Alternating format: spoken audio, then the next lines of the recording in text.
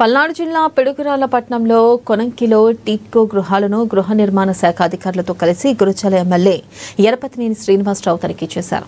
2014-19 Telugu Desam party అధికారంలో ఉన్నప్పుడు ముఖ్యమంత్రి చంద్రబాబు రాష్ట్రం మొత్తంలో ఎక్కువగా 6,000 టిట్కో గృహాలను పిడుగురాళ్లలో శాంక్షన్ చేయించారని ఎరపతినేని గుర్తు చేశారు. ఇక వాటిలో 2,832 టిట్కో గృహాలను నిర్మించామని తెలిపారు. ఇక లబ్ధిదారులకు త్వరలో నిర్మాణాలు పూర్తయిన టిట్కో గృహాలను అందజేస్తామని, నిర్మాణాలు పూర్తి కాని గృహాలను యుద్ధ ప్రాతిపదికన త్వరగా పూర్తి చేయాల్సిందిగా అధికారులకు ఆదేశాలను జారీ చేశారు. ఇక్కడ దాదాపుగా గౌరవ ముఖ్యమంత్రి నారా చంద్రబాబు నాయుడు గారు రాష్ట్రం మొత్తం మీద ఇక్కడ ఎక్కువ హౌసెస్ 6,000 ఇళ్లు శాంక్షన్ చేయడం జరిగింది. అయితే దాంట్లో మనం ఇక్కడ 33.5 acres మనం ల్యాండ్ మనం టిట్కో హౌసెస్ కి గవర్నమెంట్ అలాట్ చేసింది. ఇక కొంత ల్యాండ్ కూడా ఆ రోజు మనం చూసాం, మిగతా హౌసెస్ కూడా కన్స్ట్రక్షన్ చేయడానికి.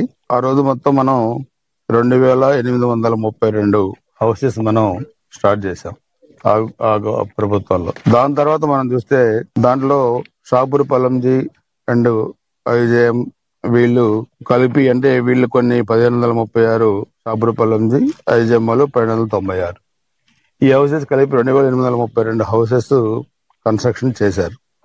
సో లాస్ట్ 5 years లో చూస్తే ఇవి ఎప్పుడో కంప్లీట్ చేసి బెనిఫిషరీస్ ఇవ్వాల్సిన హౌసెస్ ఈరోజు ఏ పరిస్థితిలో ఉన్నాయో మీరు ఒకసారి చూస్తున్నారు.